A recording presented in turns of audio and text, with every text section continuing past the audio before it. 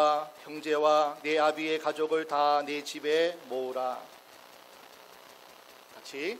누구든지 내 집문을 나서 거리로 가면 그 피가 그의 머리로 돌아갈 것이요 우리는 허물이 없으리라.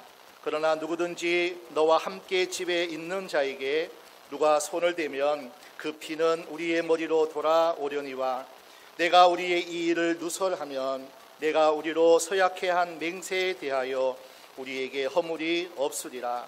라비가 이르되 너희의 말대로 할 것이라 하고 그들을 보내어 가게 하고 붉은 줄을 창문에 매니라. 아멘.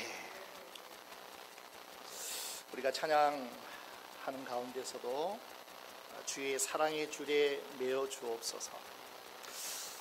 하나님의 그 큰 사랑에 매임을 갖는다면 그 사랑은 아가페의 사랑입니다. 그 큰 사랑에 우리 모두가 이 시간 말씀을 통해서 우리 주님의 성령의 임재가 여러분을 꼭꼭 메어서 평안과 기쁨과 자유가 넘치는 여러분 되어지시기를 주의 이름으로 축원합니다.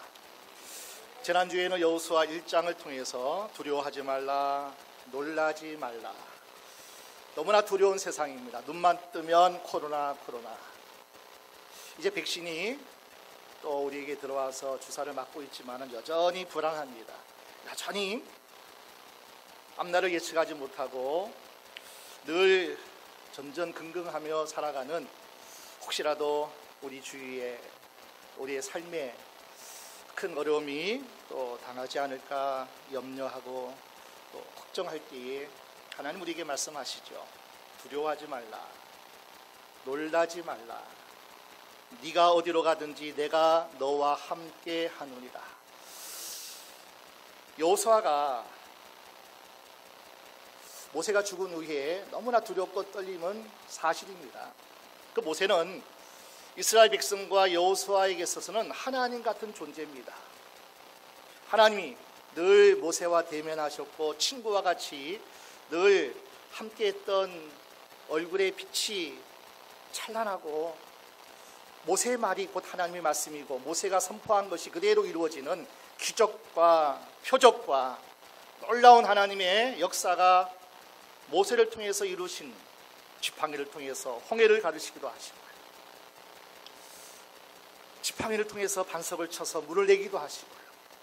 모세가 기도하면 하늘 문이 열리고 양식이 비같이 내려지는 그 놀라운 하나님의 사람 그 모세는 이스라엘 백성과 여호수아가 볼 때는 하나님 그 자체였습니다. 그 모세가 죽었습니다. 저들 눈에서 사라졌습니다. 그 일을 여호수아가 맡아야 한다니까 여호수아는 두렵지 않을 수 없습니다. 그때 하나님은 거듭거듭 말씀하십니다. 여호수아야, 너 두려워하지 마. 너 강하고 담대해라.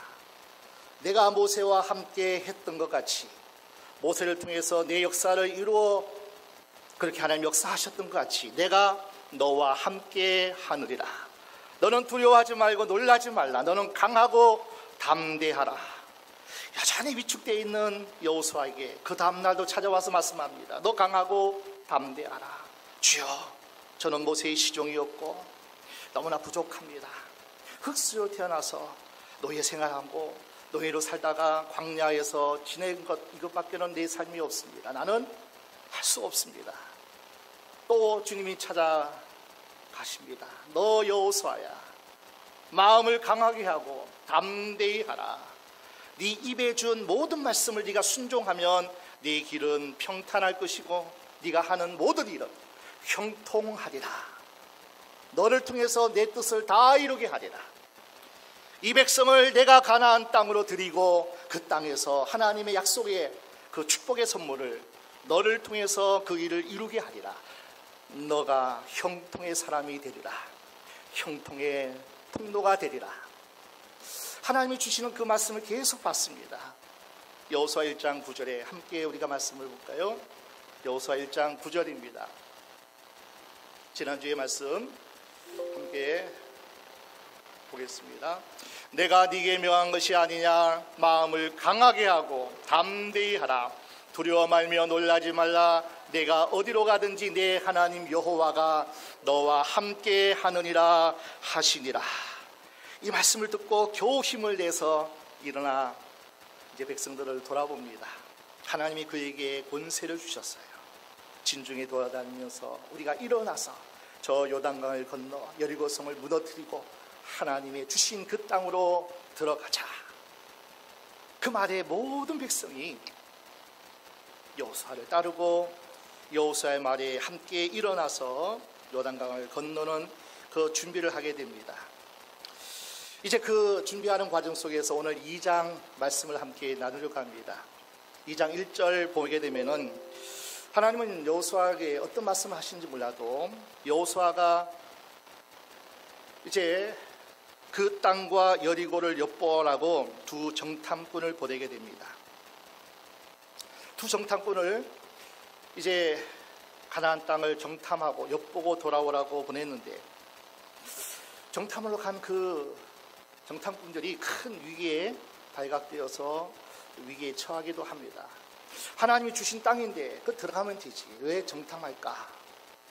이미 하나님께서 주신 땅이고 사실 여리고성 점령은 승리가 보장된 싸움이 또 하나님께서 그렇게 허락하신 땅인데 여러분 싸워서 이기는 것이 아니라 이겨놓고 싸우는 싸움이라는 것을 여호수아는 자신하고 확신하고 하나님이 주시는 약속이지만은 그러나 어떻게 된 건지 하나님은 오늘 2장 1절 말씀 가운데 여호수아를 통해서 여리고를 정탐하라고 두 사람을 보내게 됩니다.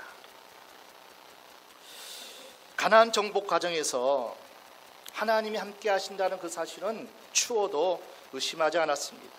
분명히 믿음도 있었고요, 확신도 있었습니다. 그런데 2장 1절의 여호수아의 이 명령이 하나님이 만류하시지도 않고요, 나무라신 사실도 없는 것을 보면은 아마 하나님의 지시나 명령이 있었든지 아마 마음에 감동이 있었던 것 같기도 합니다. 우리가 하나님을 대면할 때, 그날은 언제일지 몰라도 하나님을 대면할 때 이 물음을 하고 싶어요. 하나님, 왜 두 정탐꾼을 여호수아가 보냈나요? 왜 하나님은 그것을 그냥 묵과하셨나요? 아마 이렇게 대답할 것 같습니다. 그 성 안에 내가 구원할 자가 있다. 내가 선택한 라합이라는 그 여인을 통해서 내가 내 뜻을 이루는 통로로 사용하기 위해서 다 불태우고 다 죽이고 다 멸망받을 백성이지만은 그 가운데 내 백성이 있다. 그 가운데 구원받아서 나의 뜻을 이루는 형통의 사람이 있다는 것을 하나님 우리에게 말씀하실 것 같아요. 여리고성 사람은 다 죽어야 됩니다. 남자나 여자나 짐승까지도 하나님의 다 진멸받을, 멸망받을 존재입니다. 그런데 하나님은 그 여리고성 안에 있는 기생 라합이라는 한 여인을 하나님은 구원하시고 또 그를 복의 통로로 하나님이 마치 아브라함에게 복의 통로가 되리라. 네 자손을 인하여서 천하 만민의 복을 얻으리라. 이 말씀을 하나님이 이루시기 위해서 하나님은 한 구원자, 한 영혼을 하나님 바라보시고 그 영혼을 구원하는 과정 속에 두 정탐꾼을 하나님이 또 사용하시는 것을 보게 됩니다. 예수님은 많은 무리에게 복음을 전하셨습니다. 그가 가는 곳마다 그리스도인이라는, 메시아라는 증명을 하나님이 그에게 공생애 동안 보여주시기 위해서 큰 기적을 행하셨어요. 큰 표적을 나타내셨습니다. 그래서 수많은 사람들이 예수님이 가는 곳마다 함께 큰 무리가 모여서 말씀을 듣고 또 기적을 체험하면서 하나님 나라를 맛보았습니다. 그 주님은 큰 무리에게 말씀을 전하셨어요. 그러나 성경은 많은 무리, 많은 사람에게만 복음 전하신 주님이 아니시랍니다. 마가복음 4장에 보게 되면은 예수님께서 4장 1절 말씀을 한번 볼까요? 마가복음 4장 1절, 예수께서 다시 바닷가에서 가르치시니 큰 무리가 모여들거늘 예수께서 배에 올라 바다에 떠 앉으시고 온 무리는 바다 곁 육지에 있더라. 많은 무리가 모였을 때 예수님은 많은 무리에게 복음을 전하셨어요. 하루 종일 이른 아침부터 한낮 오후 늦게까지 복음을 전하셨어요. 그리고 예수님은 갑자기 날이 저물어서 바다 저 건너편에 가자고 주님이 말씀하십니다. 우리 마가복음 4장 35절입니다.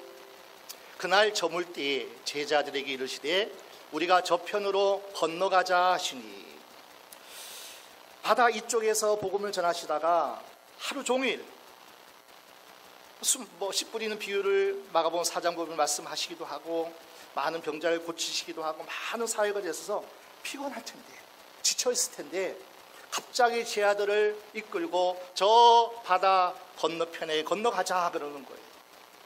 제 아들도 피곤했어요. 예수님은 너무나 피곤하신지 육신을 입고 있는 예수님께서 사역하시는 가운데 능력이 나가면 육신은 피곤하게 돼 있어요.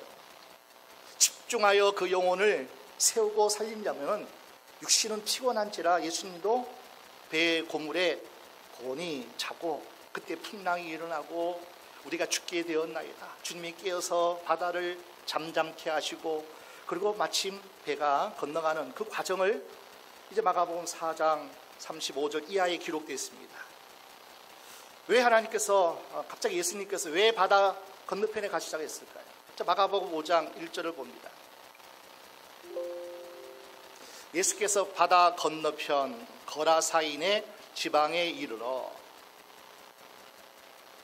배에서 나오심에 곧 더러운 귀신 들린 사람이 무덤 사이에서 나와 예수를 만나다. 그 유명한 거라사 광인, 귀신 들려서 아무도 제어할 수 없고 자기 몸을 상하게 하고 매여 있지만은 엄청난 거라사 지방에 폐악을 끼치는 귀신 들린 그 광인, 그 한 사람의 영혼을 위해서 주님은 먼 바다를 헤치고 피곤하지만 그 한 영혼을 찾아가셨어요. 우리 예수님의 관심은 한 영혼이에요. 그 한 영혼이 죄인일지라도, 귀신 들려 많은 사람을 해롭게 하고 힘들게 하는 그 한 영혼일지라도 주님은 그 한 영혼에 관심을 가지셔요. 자, 21장입니다. 그 거라사 광인을 치료하시고 또 돼지떼에 그 귀신이 들어가서 군대 귀신이잖아요. 다 돼지떼가 몰살하고, 이러한 엄청난 영적 싸움을 하고 거라사 광인을 새롭게 한 다음에 21절입니다. 예수께서 배를 타시고 다시 저편으로 건너가심에 큰 무리가 그에게로 모이거늘 이에 바닷가에 계시더니, 그 한 영혼을 위해서 거라사 광인, 그가 살아나고 새로워지면, 그가 세워지면 많은 사람이 모여 편안한 거예요. 많은 사람 하나님이 살아계심을 보는 거예요. 예수의 놀라운 역사를 보게 되는 거예요.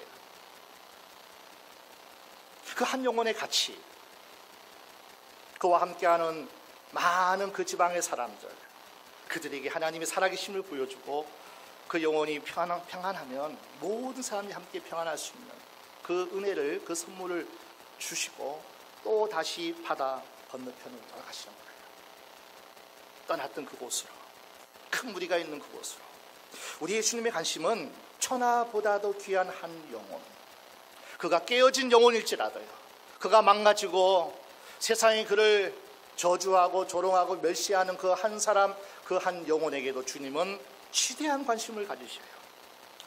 여호수아 2장을 잘 읽어보십시오. 주인공은 여호수아가 아닙니다. 두 정탐꾼도 아닙니다. 주인공 라합으로 등장합니다. 라합은 오늘 우리 번역 가운데서 기생 라합이라 그럽니다. 다른 성경책 번역본에는 창녀라, 그렇게 몸 파는 여자, 창기라고 그렇게 이야기도 합니다. 라합은 미화시킬 필요 없이 혈통으로도 이방인입니다. 전혀 구원받을 여지가 없어요. 아브라함 후손도 아닙니다. 천하고 처한 여인의 신분으로, 그리고 기생 창녀의 모습의 여인이 기생 라합이었습니다. 당시 사회에선 대접받지 못하는 천민 기생입니다. 도덕적으로 옳지 못한 창녀였습니다. 흑수저 중에 흑수저. 약자 중에 가장 약자 인생.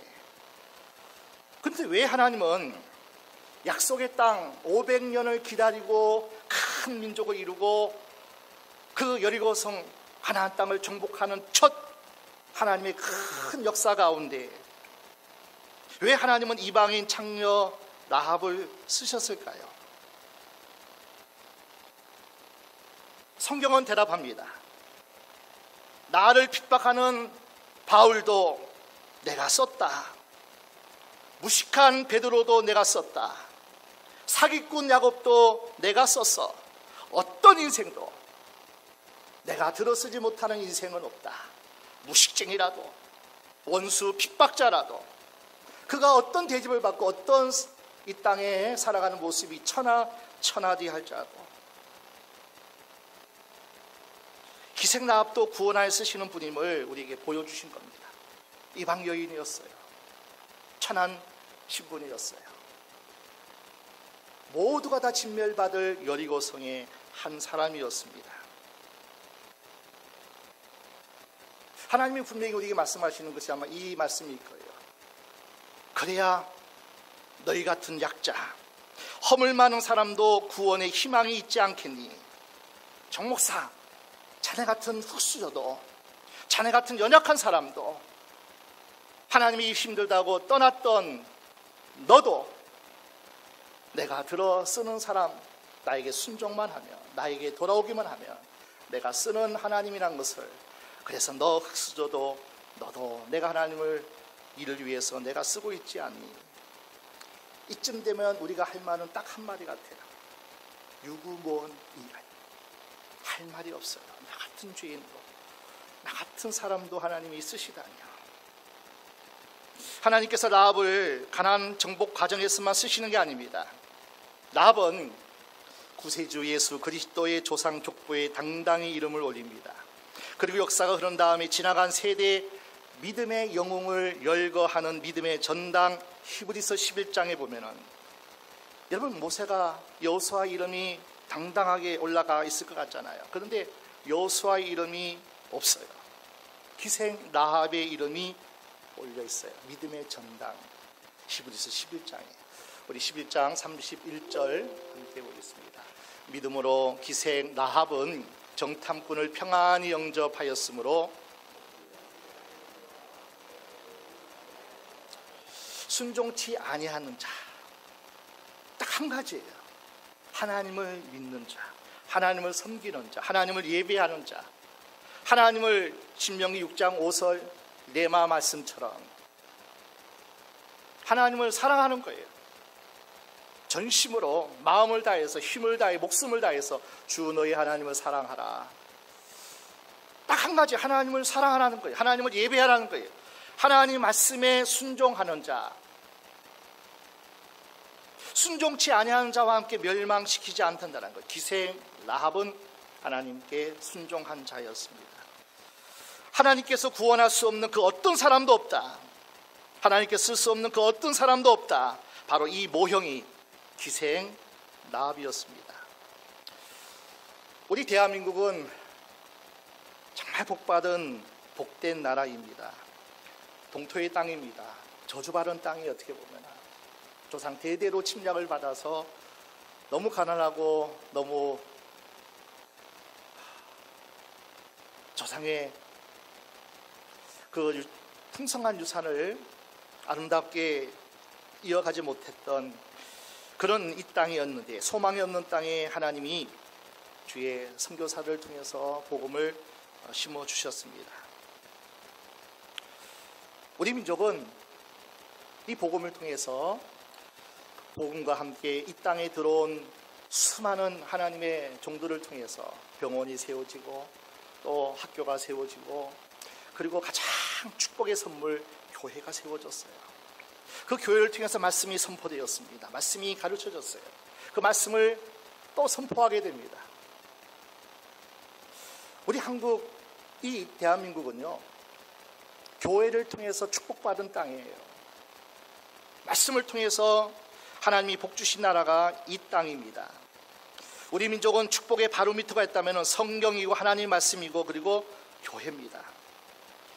이 하나님 말씀을 얼마나 존귀하게 여기느냐, 이 말씀에 얼마나 순종하느냐, 여하에 따라서 흥하기도 하고 망하기도 하는 나라가 이 나라입니다. 복의 근원이 세워지면 너를 축복하는 자를 하나님이 축복한다, 너를 저주하는 자를 내가 저주한다고 말씀하셨는데, 우리나라 대한민국은 교회가 바로 그 대상이에요. 교회를 저주하면 저주받습니다. 교회를 축복하면 많은 이들이, 축복하는 자들이 또 복을 받습니다. 교회를 축복하면, 교회를 저주하면 복을 받기도 하고 망하는 길로 가기도 합니다. 그래서 우리 교회가 얼마나 잘 서야 되는가를 너무나 중요한 거예요. 교회가 세상의 욕을 먹어서는 안 돼요.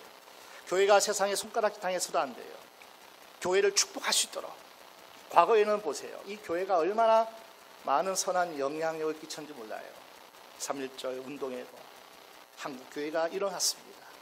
6.25 사변 때도 이 절체절명의 위기 가운데서도 기독교인들이 기도하고 교회가 기도하고 이 나라를 하나님이 보호해 주셨고, 경제 대국 이룬 것도 하나님의 나라, 하나님의 백성 그리스도인들이 기도한 포굴에서, 산속에서 어렵고 핍박받으면서도 하나님 이 나라 축복해 주세요.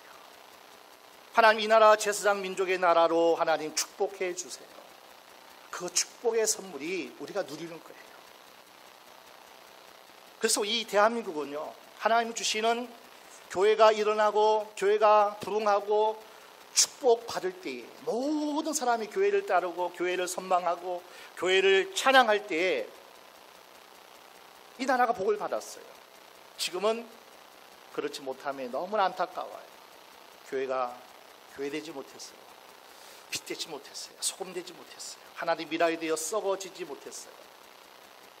지난주에 말씀드린 것처럼 번영신화, 기복신화, 세상적인 기준으로 가치로 내 뜻이 이루어지이다, 하나님 내 뜻대로 복 주옵소서. 이 복이 교회를 병들게 했고, 그 병에 세상이 우리를 조롱하고 멸시하는 그 교회가 되었기에, 여러분, 교회를 저주하는 그들이 복을 받을 수 없잖아요.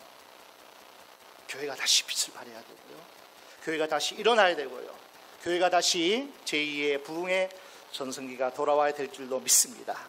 우리 교회가 그 일을 감당해야 되고요, 오늘 이 시간 저와 여러분이 그 일을 감당하기를 주의 이름으로 축원합니다. 한 역사가는 이 민족의 역사는 성경을 통해서 들여다봐야 된다고 그렇게 얘기합니다. 이 민족의 고난의 역사도 부흥의 역사도 온갖 지나간 역사는 말씀이라는, 성경이라는 안경을 통해서 봐야 많이 보인다는 뜻입니다. 축복의 바로메타가 성경이고요, 교회입니다. 교회가 얼마나 든든히 서 있느냐, 얼마나 선한 영향력의 교회가 되느냐. 신약 성경에서도 이방 땅 이방인들에게서 쏟아져 나오는 신앙 고백을 들을 수가 있었습니다. 예수님께서 한 번은 가버나움 백부장의 믿음을 보시고 이스라엘 중 아무에게도 이만한 믿음을 본 자가 없다, 크게 이방인 로마 백부장의 신앙 고백을 칭찬하셨어요. 마지막 예수님께서 십자가에서 운명하시기 직전에 오른편에 달린 한 악한 강도, 사형 받는 그 강도가 주님께 이런 고백을 하게 됩니다. 예수여, 당신의 나라에 임할 때 나를 기억하여 주옵소서. 누가복음 23장 42절 말씀에, 주님, 당신의 나라에 들어가실 때에 나를 기억하소서. 사형당하는 강도가 하나님 나라를 믿는다고 합니다. 내세가 있음을, 죽어 끝남이 아니라 영원한 영생하는 그 나라가 있음을 이 강도가 믿었다니까요. 하나님 나라가 있음을 믿었어요. 고백했어요. 그 나라의 주인은 당신입니다. 사람들은 모를지라도 나는 압니다. 나는 느꼈습니다. 당신의 나라의, 그 나라의 왕은 예수 그리스도 당신입니다. 이 강도가 지금 예수님께 신앙 고백을 하는 것은 자기 목숨을 구원하고자 한 게 아니에요. 병이 낫자고 하는 것도 아닙니다. 출세하고 성공하자고 하는 것도 아닙니다. 마지막 죽음의 자리에서 예수님을 알아봤습니다. 너무 아름다운 신앙 고백이에요. 예수여, 당신의 나라에 임하실 때 나를 기억하소서. 이보다 더 아름다운 신앙 고백이 어디 있겠어요? 이런 맥락에서 오늘 본문의 신앙 고백도, 기생 라합의 신앙 고백도 너무나 놀라운 신앙 고백이 아니었었어요. 하나님께서 광야에서 이스라엘 백성들을 어떻게 인도하셨는지 소문을 듣고 살아계신 하나님을 믿는 겁니다. 누구의 전도를 받은 것도 아니에요. 그저 기동량으로 소문을 듣고 살아계신 하나님, 아모리 왕 시온을 죽이고 바산 왕 옥을 죽이고 홍해를 가르신 그 살아계신 하나님을 들은 겁니다. 믿음은 들으면서 납니다. 라합은 소문을 듣고 하나님을 믿고 신앙을 고백합니다. 자기 집을 찾아온 하나님의 백성 두 정탐꾼을 향하여 하나님을 영접하듯 영접합니다. 영접하는 자, 곧 그 이름을 믿는 자들에게는 하나님의 자녀가 되는 권세를 주셨으니, 마태복음 10장 40절 41절 말씀대로 너희를 영접하는 자는 곧 나를 영접하는 것이다. 선지자의 이름으로 선지자를 영접하면 선지자의 복을 받으리라. 의인의 이름으로 의인을 영접하면 의인의 상을 받고, 하나님의 백성을, 하나님의 자녀를 하나님 백성 이름으로 영접하면 이방인이 하나님 백성 되는 거예요. 하나님 자녀가 되는 원리예요. 기생 라합이 두 정탐꾼을 영접한 것은 여호수아를 영접한 것이고요, 나아가 하나님을 영접한 겁니다. 어쩌다 영접한 게 아니에요. 어쩌다 정탐꾼을 숨겨주는 게 아닙니다. 기생 라합의 신앙 고백, 놀랍기 그지없습니다. 자, 11절 말씀 보니까 이렇게 고백합니다. 여호와는 위로는 하늘에서도 아래로는 땅에서도 하나님이시니라. 상천하지의 유일하신 하나님이시니라. 하늘에서도 하나님, 땅의 주인도 하나님, 상천하시의 유일하신 오직 참신 하나님. 그 아름다운 고백을 기생 라합이 하나님께 고백하는 내용입니다. 자신은 진노받을 죄인임을 고백합니다. 죽음에서 건져달라고 기도합니다.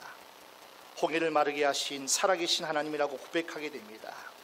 이 신앙 고백을 하고 목숨 걸고 두 정탐꾼을 숨겨줍니다.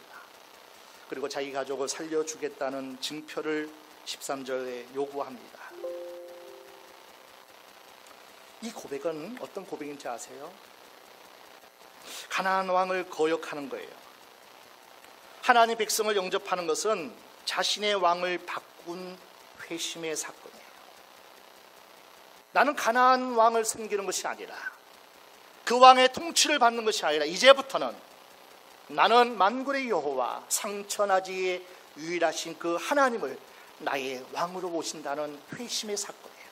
회심의 사건. 라합이 지금까지 자신을 다스리던 왕을 배신합니다. 그리고 하나님을 왕으로 영접합니다. 가나안에 대한 배신입니다. 세상 나라에 대한 배신입니다. 그리고 자기 자신에 대한 인생에 대한 굴욕입니다. 그러나 그 배신과 굴욕이 자기를 부정하고 이 세상 나라를 부정하고 그 결과가 다시 태어나는 거듭남의 선물을 받게 돼요.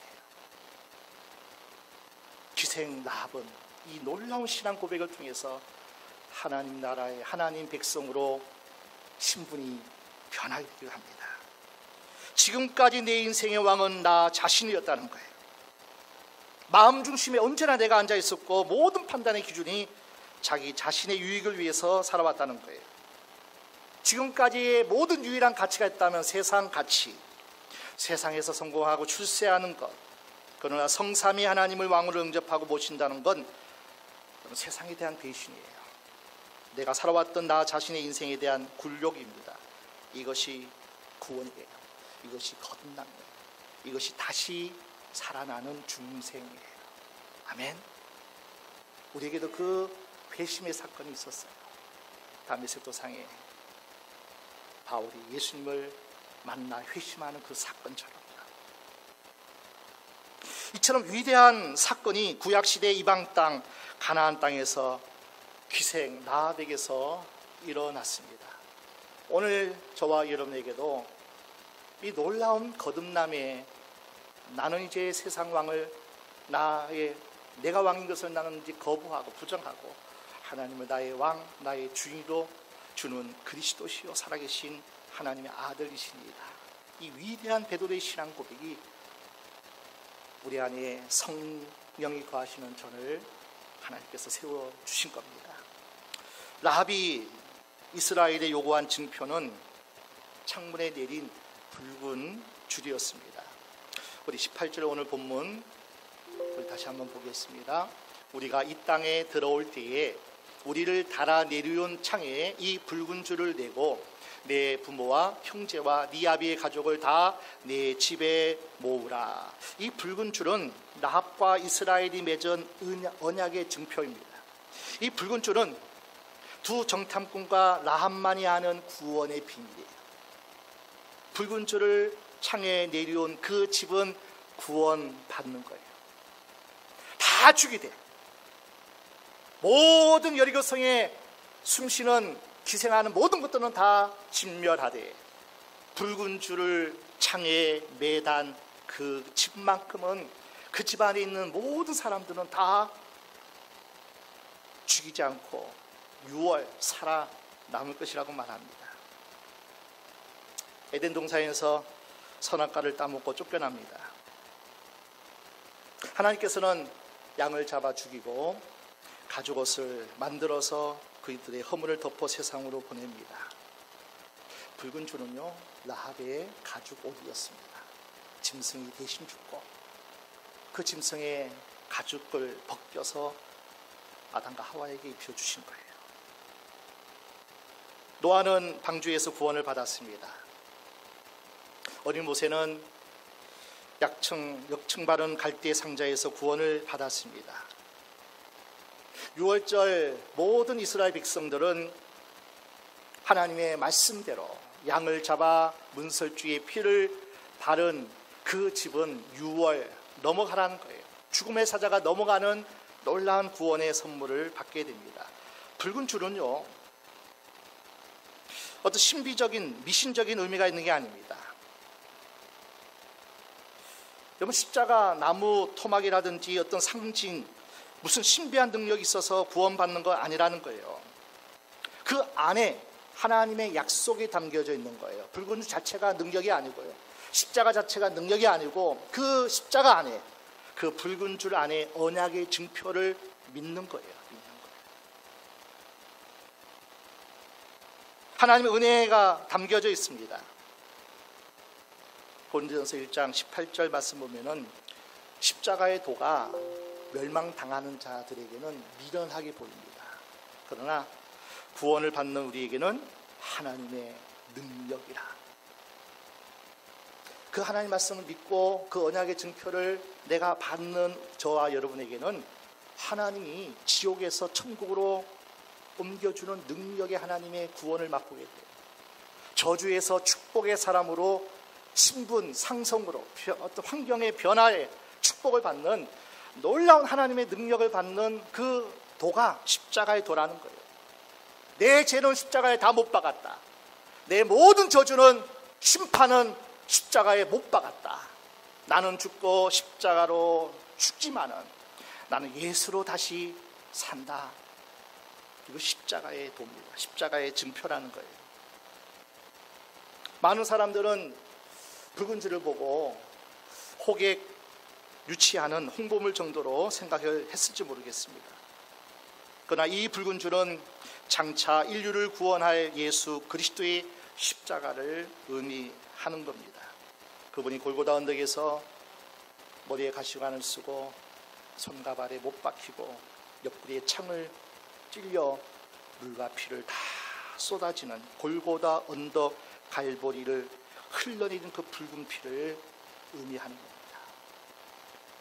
하나님 모세를 통해서 성막을 지을 때도 또 이스라엘 모든 백성의 부정을 정결케 하는 예식 가운데서도 하나님은 이 붉은 암송아지를 잡아서 진영 밖으로 내몰아서 그 붉은 암송아지를 죽이고 그 피를 뿌려서 모든 이스라엘 백성의 죄를 정결케 하실 것이요, 그 붉은 암송아지를 잡아 죽이라는 거예요. 성막을 만들 때 이스라엘 백성이 예물을 가져올 때도 홍색 실을 가져와라, 그것으로 그룹을 또 만들어라. 그 성막 앞에 나갈 때도 붉은 색을 상징하는 실과 또 붉은색을 상징하는 또 그런 것들로 하나님께서 성막을 짓게 하셨습니다. 우리 출애굽기 26장 1절 함께 보겠습니다. 너는 성막을 만들 때에 양장 10폭을 가늘게 꼰 배실과 정색, 자색, 홍색 실로 그룹을 공개의 수놓아 만들지니, 이 붉은 실과 붉은 암송아지와 이 붉은 실, 이 모든 것들은요 생명을 상징해요. 피를 상징한다는 거예요. 피가 곧 생명이고요, 생명을 얻을 자가 되어지는 것은 성막의 주인 예수 그리스도를 통해서 붉은 피를 흘리신, 보혈의 피를 흘리신 예수 그리스도를 위해서 너희가 구원받음을 예시하시고 계시하신 겁니다. 우리 몸에 피 자체가 참 신비합니다. 파란 상추를 먹고 흰 쌀밥을 싸서 먹었는데 빨간 피가 나요. 말랑말랑한 밥을 먹으면 뼈가 되고 피가 되더라는 거예요. 흑인이나 피부색이 달라도요, 혈액형이 같으면 수혈이 가능하다는 거예요. 피를 많이 흘리면 죽습니다. 피가 탁해지면 만병이 일어납니다. 피가 곧 생명이라는 것을 얼마 전에 많은 의학자들이 최근에 그것을 발표하고 알아간다는 거예요. 그러나 성경은 레위기 17장 11절에 이렇게 말씀합니다. 육체의 생명은 피에 있느니라. 사람이 건강검진 할 때 맨 처음 하는 게 뭔지 아세요? 피검사예요. 혈액검사에서 혈액검사만 해도요, 뭐 당수치, 간수치, 뭐 모든 수치가 다 나와요. 피검사만 해도 그 피가 곧 생명이에요. 베드로는 이 피를 보배로운 피, 보혈이라고 찬양했습니다. 그래서 우리도 찬양하잖아요. 주의 보혈 능력이 있도다. 어떤 죄도 구원의 능력이 예수 그리스도의 보혈에 있다는 것을 우리는 찬양을 합니다. 이 전에 올라올 때마다 하나님 묻습니다. 예수 그리스도 십자가 피에 그대는 씻겨 있는가? 구원받은 하나님의 백성들이 하나님께 올려드릴 찬양을 하고 있냐는 거예요. 출애굽, 애굽의 모든 장자가 죽던 날 이스라엘 백성의 문에 바른 양의 피, 그 피를 본 죽음의 천사가 그 집을 그냥 넘어갔다는 겁니다. 6월절입니다. 금성철벽, 난공불락, 여리고성이 무너지는 그날, 그 창문에 매단 붉은 줄이 매달린 그 라합의 가족은 구원을 받았습니다. 하나님의 가족이 되었습니다. 구원 가족이 된 거예요. 여러분, 인생 살다가 수없이 마귀의 사탄의 공격을 우리는 유혹을 받습니다. 그때 우리는 예수의 피를 발라야 돼요. 예수의 피의 이름으로 명령하면 마귀가 떠나가고 일곱 길로 도망갈 줄로 믿습니다. 유혹이 오든지 시험이 오든지 어떤 어려움이 오든지가 예수의 피를 뿌리는 거예요. 예수의 피로, 예수의 이름으로 물리치는 거예요. 그러면 떠나갑니다. 물러갑니다. 우리는 승리하게 될 줄로 믿습니다. 그 피가 우리의 죄를 덮습니다. 모든 상처와 모든 질병을 치유합니다. 채찍에 맞아 피를 흘릴 때 그 피가 우리를 치유하는 거예요. 우리 죄를 사함을 받는 거예요. 그래서 그 피를 통하여서 쉬게 되어지는 거예요. 우리 계시록 7장 함께 보겠습니다. 13절입니다. 장로 중에 하나가 응답하여 내게 이르되 이 흰옷 입은 자들이 누구며 또 어디서 왔느냐. 14절 내가 가로되 내 주여 당신이 알리이다 하니 그가 나더러 이르되 이는 큰 환난에서 나오는 자들인데 어린 양의 피에 그 옷을 씻어 희게 하였느니라. 17절에 이 복을 받습니다. 17절 이는 보좌 가운데 계신 어린 양이 저희의 목자가 되사 생명수 샘으로 인도하시고 하나님께서 저희 눈에서 하나님 나라 천국에 들어갈 자가 누구니까? 흰옷 입은 자인데 세마포 깨끗한 옷을 입은 자인데 어린 양의 피로 씻음 받은 자. 아멘. 그날에 천국 가고 구원받을 자 예수의 피밖에 없다는 거예요. 창문에 이 붉은 줄을 메고 내 부모와 형제와 내 아버지의 가족을 다 네 집에 모으라. 누구든지 내 집 문을 나가서 거리로 나가면 그의 피가 그의 머리로 돌아갈 것이요. 오늘 우리가 사는 이 시대는 종교 다원주의입니다. 모든 종교가 다 좋은 종교 아니냐. 정상으로 올라가는 길이 다른 종교에도 있지 않느냐. 종교 다원주의예요. 포스트 모더니즘. 그동안 전통적으로 우리가 잡아온 모든 기준과 어떤 그런 규칙들이 다 무너져요. 내가 원하면, 내가 좋으면 된다는 거예요. 그것이 동성애든지 뭐 그 어떤 것일지라도 내가 좋으면 다 한다는 거예요. 다 된다는 거예요. 이 포스트 모더니즘이 문화혁명을 가져왔잖아요. 자유롭다. 우리는 매이지 않는다. 어떤 전통적인 그러한 관습에 매이지 않고 우리는 자유롭게 내가 하고 싶은 거, 내가 좋은 거, 내가 즐기고 싶은 거 내가 하면 된다. 이 포스트 모더니즘 이 시대에 우리가 살고 있어요. 가치관이 다 무너졌어요.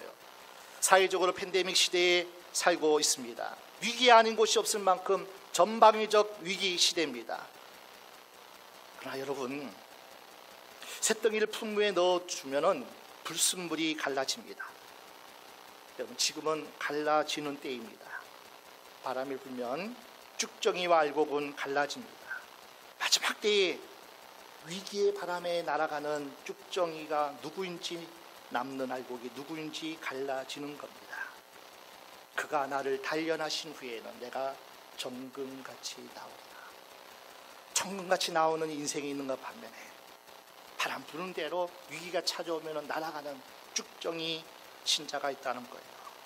위기의 때는 무엇보다도 복음의 본질, 십자가의 피를 잘 붙들고 지켜야 됩니다.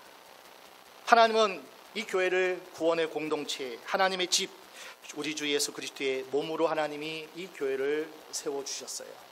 그래서 이 교회를 통해서 하나님은 복음이 흘러가게 하시고 말씀이 말씀되게 하나님이 이 교회를 통해서 하나님이 일하시고 역사하시는 그 공동체가 우리 교회라는 거예요. 누구든지 내 집문을 나가서 거리로 가면 그의 피가 거리로 그의 머리로 돌아갈 것이요. 여러분 기억하십시오. 몸된 교회, 아버지 집을 떠나면 탕자됩니다. 라합의 가족도요, 붉은 줄 달린 집을 떠나면 죽습니다. 유월절 어린 양의 피가 묻힌 그 집을 떠나면 다 죽습니다. 여러분, 세상의 위기가 크면 클수록 교회는 창문마다 십자가 붉은 줄을 매달아야 돼요.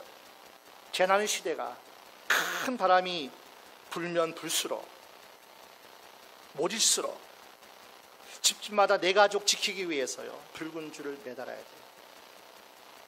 오늘 18절 말씀대로 네 가족 다 붉은 줄 아래에 모으라는 거예요. 오늘 저와 여러분이 그 사명이 있어요. 내 가족부터 구원해야 돼요.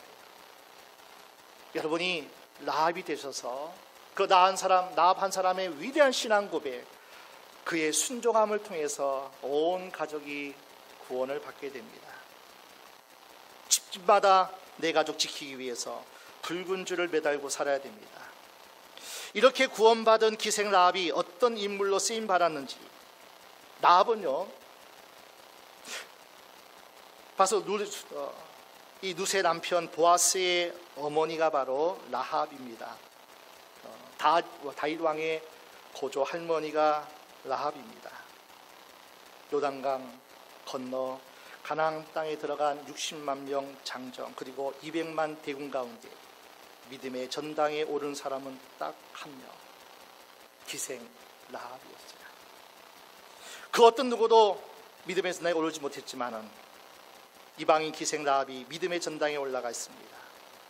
오늘 저와 여러분이 예수의 피, 십자가 보혈 앞에 우리가 모아지고 그 그늘 아래에 거하게 되면 우리 모두는 하나님 안에서 영생이라는 구원의 선물도 받고 이 땅에 살아가는 동안 하나님 주시는 그 평강과 기쁨과 자유와 하나님 주신 모든 부유함의 그 은총을 우리가 받아 누리게 될 줄로 믿습니다.